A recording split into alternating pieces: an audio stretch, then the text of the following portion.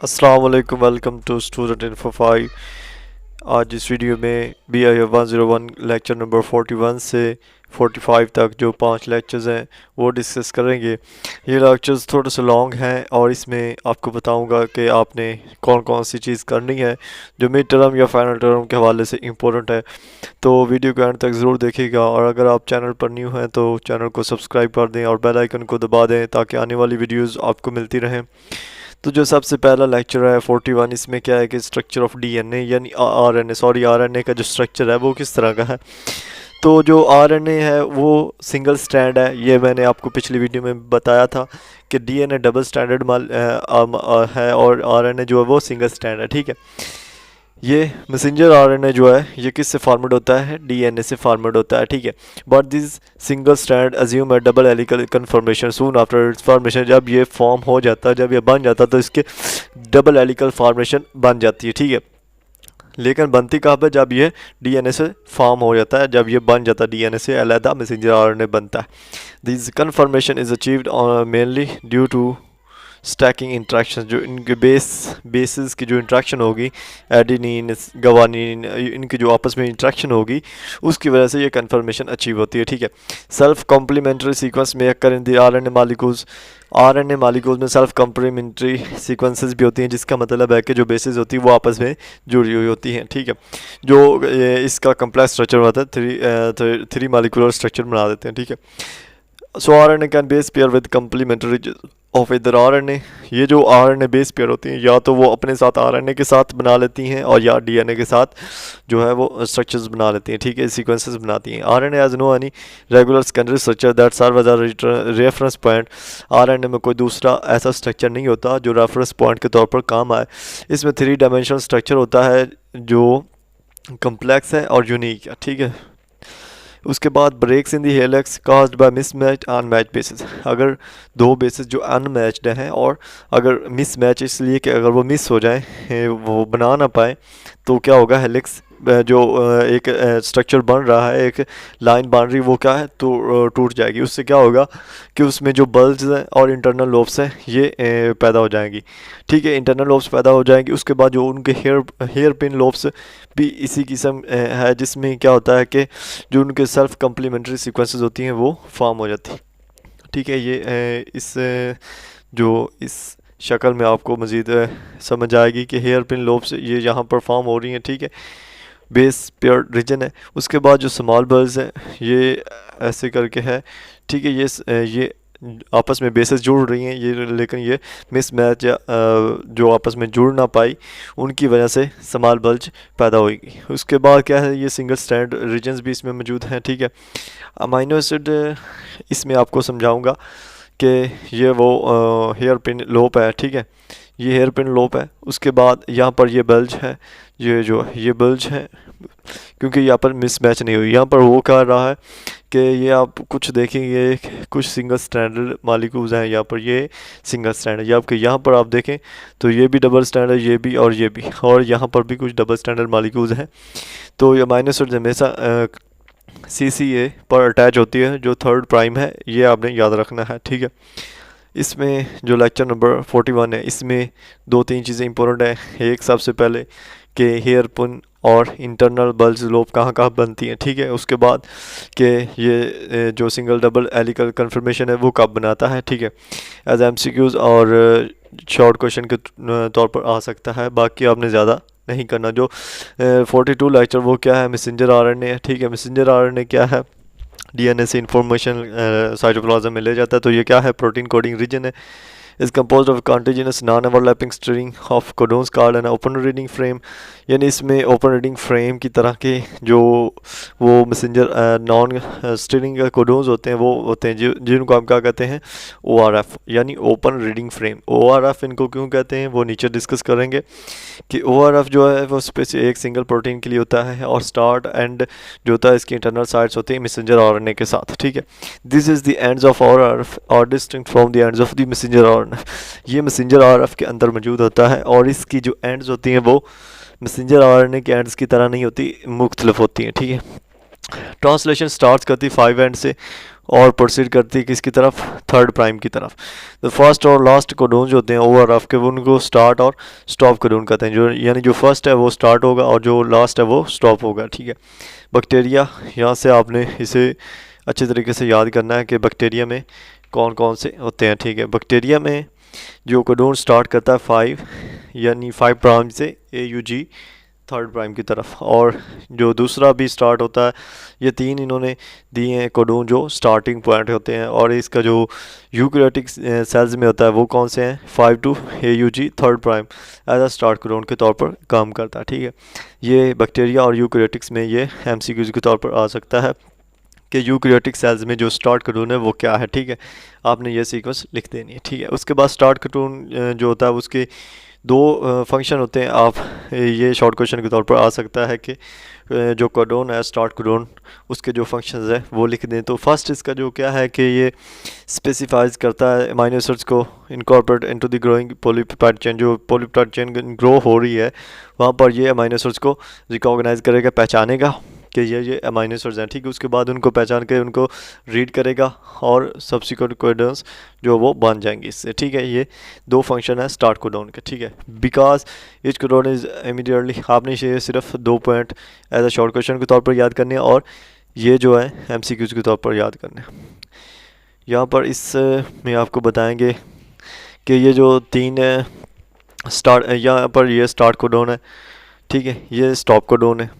उसके बाद ये 5 प्राइम से थर्ड प्राइम की तरफ अमल कर रहा है। इसमें दो स्टॉप कोडोन है, यहाँ से शुरू हो रहा है, यहाँ पर स्टार्ट था, यहाँ पर स्टॉप कोडोन है इस मैसेंजर आरएनए में सबसे पहले। तो ये क्या करेगा, जो इसके अमीनो एसिड्स की रीडिंग होगी वो चेंज हो जाएगी। यहाँ पर फिर स्टॉप आ गया तो यहाँ पर फिर इसकी रीडिंग जो है वो चेंज हो जाएगी। ये जो रीडिंग है ये इससे बिल्कुल चेंज है और इसमें जो स्टार्ट को आगे का है वो आ ही नहीं रहा, ठीक है।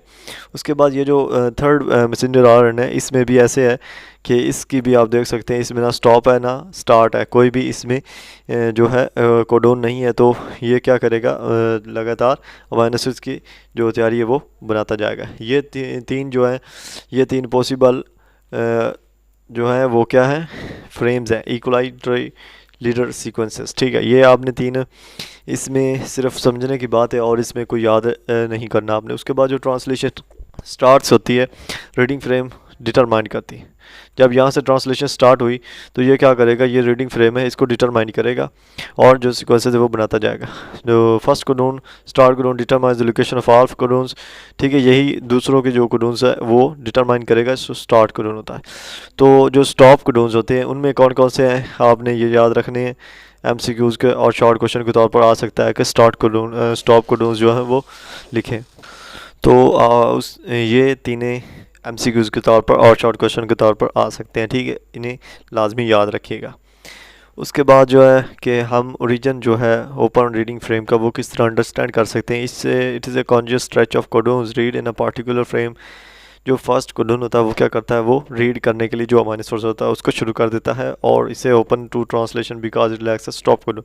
इसमें जो स्टॉप कोडोन होता है वो नहीं होता, इस वजह से क्या होता है, इसको हम ओपन फ्रेम जो हमने ऊपर पढ़ा था ORF वो बनता है, ठीक है। उससे क्या होता है, अमीनो एसिड्स की जो बाउंड्री होती है, अमीनो एसिड्स तैयार हो रही होती है, प्रोटीन की सिंथेसिस हो रही होती है, उनको हम रीड कर सकते हैं आसानी से। तो messenger RNA contain at least 1 RF। Messenger RNA में कितने ORF होते हैं, सिर्फ एक होता है, ठीक है। तो नंबर RF पर मैसेंजर आरएनए डिफरेंट हो सकते हैं, ये यूकैरियोट्स और प्रोकैरियोट्स। मैसेंजर आरएनए सिर्फ एक रखता है, लेकिन ये डिपेंड करता है कि वो यूकैरियोट्स में है या प्रोकैरियोट्स में। अगर तो वो यूकैरियोट्स में है तो क्या करेगा, वो सिंगल ही कंटेन करेगा, सिंगल ORF कंटेन करेगा। लेकिन अगर वो प्रोकैरियोटिक मैसेंजर आरएनए में है, प्रोकैरियोटिक्स में है, तो वो क्या करेगा, उसमें 2 या 2 से ज़्यादा हो सकते हैं, जिसको हम क्या कहते हैं, यानी अगर 2 या 2 से ज़्यादा होंगे तो उनको क्या करेंगे, पॉलीसिस्ट्रोनिक आरएनएस। अगर वो यूकैरियोटिक्स में है, वहाँ पर वो सिंगल ORF बना रहा है, तो वो क्या होगा, मोनोसिस्ट्रोनिक आरएनएस। यहाँ पर आपने इन दोनों की डेफिनेशन याद कर लेनी है और ये याद रखना है कि यूकैरियोटिक्स में जो मैसेंजर आरएनए होता है वो कितने जो ये कंटेन करेगा ORF और प्रोकैरियोटिक्स जो है उसमें है वो कितने कंटेन करता है। तो ये प्रोकैरियोटिक्स में है। यहाँ पर आपको बताऊं कि ये पोली है, ठीक है, क्योंकि ये 1, 2 और 3, ये 3 कंटेन करता है, यानी 2 हो या 2 से ज़्यादा हो। अल्फ़ा बीटा गामा 3 प्रोटीन, और ये 5 प्राइम से 3rd प्राइम की तरफ जा रहा है, ठीक है। उसके बाद यूकैरियोटिक मैसेंजर आरएनए में क्या करेगा, ये सिर्फ एक करता है, एक को डोन करता है, ठीक है। ओआरएफ जो सिर्फ एक ही प्रोटीन बनाएगा, ये क्या है, मोनोसिस्ट्रोनिक है। उसके बाद जो प्रोकैरियोटिक मैसेंजर आरएनए है, प्रोकैरियोट्स में जो ribosome must be recruited to the messenger RNA, यानी मैसेंजर आरएनए में जो राइबोसोम होता है वो जुड़ा होता है। उसके बाद जो प्रोकैरियोटिक मैसेंजर आरएनए है वह ribosome binding site with recruits to the translation machinery, जो ट्रांसलेशन मशीनरी है उसके साथ मैसेंजर आरएनए जो है वो बाइंड साइट होती है, फैसिलिटेट करता है राइबोसोम को मैनी यूकैरियोटिक ओआरएफ कंटेन करने के लिए, ठीक है। 5 प्राइम साइड पर शुरू स्टार्ट कोडोन होता है, जिसे हम क्या कहते हैं, RBS, यानी राइबोसोम बाइंडिंग साइट। यहाँ RBS की डेफिनेशन आपने याद करनी है कि RBS क्या होता है। उसके बाद this element is also refer to as a shine Dalgarno sequence, ये एलिमेंट जो है शाइन ऑर्गेनो सीक्वेंस के लिए होता है। वो सेंसर जिसने इसे ड्राफ्ट किया उसके नाम पर शाइन ऑर्गेनो सीक्वेंस से लिख दिया गया। ये आपको जो है नीचे इसमें मज़ीद समझ आएगी कि ये क्या है। ये सबसे पहले आपको बताऊँ कि पोली जो प्रोकैरियोटिक्स में है, उसमें क्या है कि ये बाइंडिंग साइट्स हैं 1, 2 और 3, ठीक है। इसमें क्या है, ये 3 कोडोन थे और ये 3 बाइंडिंग साइट्स है, प्रोटीन्स भी 3 ही प्रोड्यूस कर रहे हैं। जब ये ऑर्गेनो सीक्वेंस में हम इन्हें देखते हैं तो ये सेवन्थ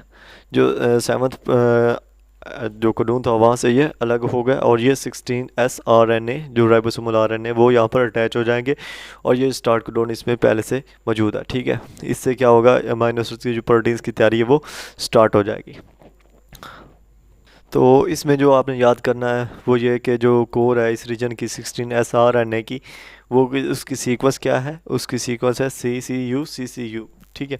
उसके बाद जो RBS प्रोकैरियोटिक्स में होगा उसके जो सीक्वेंस होगी वो ये होगी। ये सीक्वेंस आपने याद रखनी है, और इसमें कोई याद रखने का कुछ भी आपने याद नहीं करना, ठीक है। सिर्फ इसे पढ़ लें ताकि अगर कोई डाउट हो तो वो क्लियर हो जाए, ठीक है। The start codon of the down stream overlap 3 end of the up stream, ठीक है। ये जब स्टार्ट करता है डाउन स्ट्रीम ओवरलैप से तो वो क्या 3rd एंड जो होती है प्राइम स्ट्रीम की वहाँ पर अटैच हो जाता है। उसके बाद क्या करता है कि ये फिनोमेना जो linked translation between overlapping ORF is known as translation coupling, ये डेफिनेशन है ट्रांसलेशन कपलिंग की। ये आपने पॉइंट याद कर लेना है कि जो फिनोमेना है लिंकेड ट्रांसलेशन का ओवरलैप करेगा ओआरएफ के साथ को, तो उसे हम क्या कहते हैं, ट्रांसलेशनल कपलिंग कहते हैं।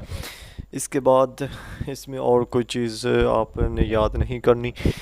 इसमें जो स्टॉप कोडोन होता है अपस्ट्रीम में वो क्या करेगा, ट्रांसलेशन ऑफ द डाउनस्ट्रीम को प्रिवेंट करेगा, यानी उसको भी रोक देगा, ठीक है।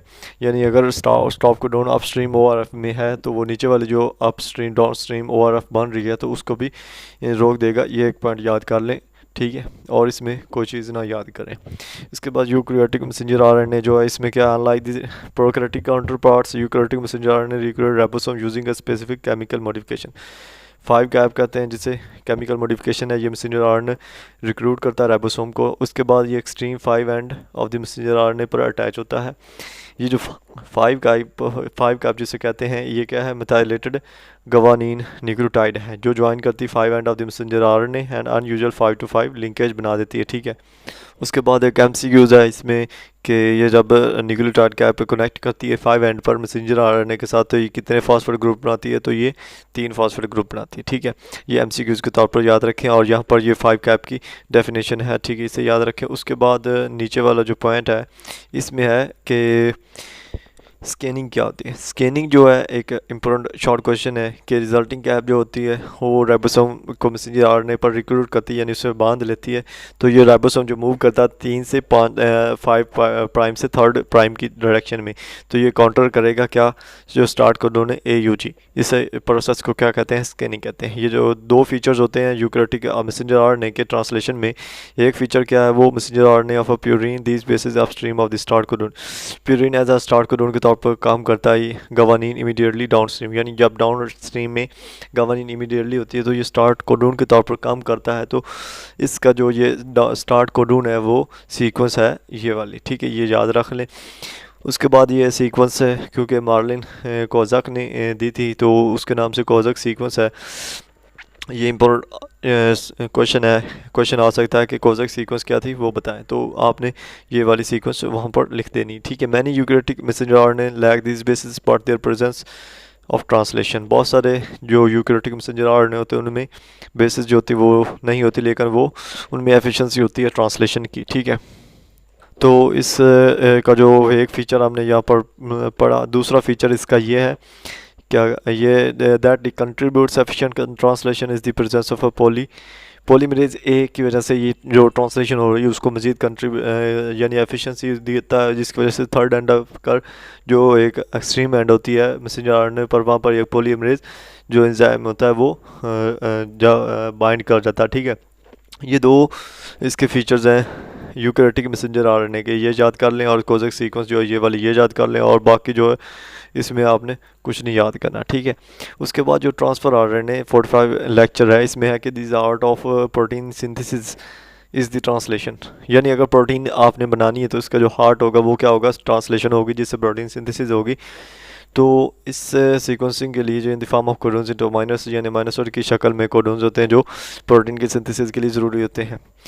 जो ट्रांसफर आरएनए मॉलिक्यूल है which act as adapter molecule codons and amino acid specify, ये क्या करता है, ये अमीनो एसिड्स के मॉलिक्यूल्स को अडेप्ट करता है और उनको ट्रांसफ़र करता है साइटोप्लाज्म में, जहाँ पर जो प्रोटीन की सिंथेसिस है वो शुरू हो जाती है। There are many types of transfer RNA molecules but this is the type to amino acids, यानी कोडोन जो पार्टिकुलर कोडोन है वो स्पेसिफिक अमीनो एसिड्स का जो अटैच होते हैं। ट्रांसफर आरएनए के बहुत सारी जो टाइप्स हैं, लेकिन मोस्ट ट्रांसफर आरएनए जो है recognize more than one codon, एक जो ट्रांसफर आरएनए वो एक ही कोडोन जो है वो पहचानता है और उसी करता है, लेकिन जो न्यूक्लियोटाइड्स आर बिटवीन लेंथ जो न्यूक्लियोटाइड्स के हैं 75 टू 95 है, ठीक है, ये आपने याद करनी, 75 टू 95 जो लेंथ है वो किसकी है, ट्रांसफर आरएनए की, ठीक है।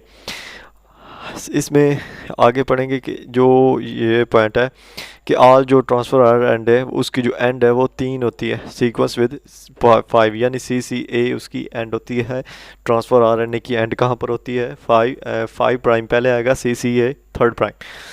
उसके बाद जो सेकंड स्ट्राइक एस्पेक्ट है इसका, उसमें प्रेजेंस होती है सेवरल अनयूजुअल बेसिस के अंदर प्राइमरी स्ट्रक्चर। ये अनयूजुअल बेसिस कहाँ से आती है, ये जो पोस्ट ट्रांसक्रिप्शनली एंजाइम्स होते हैं उनकी मॉडिफिकेशंस की वजह से ये बनती हैं। ये आपको नीचे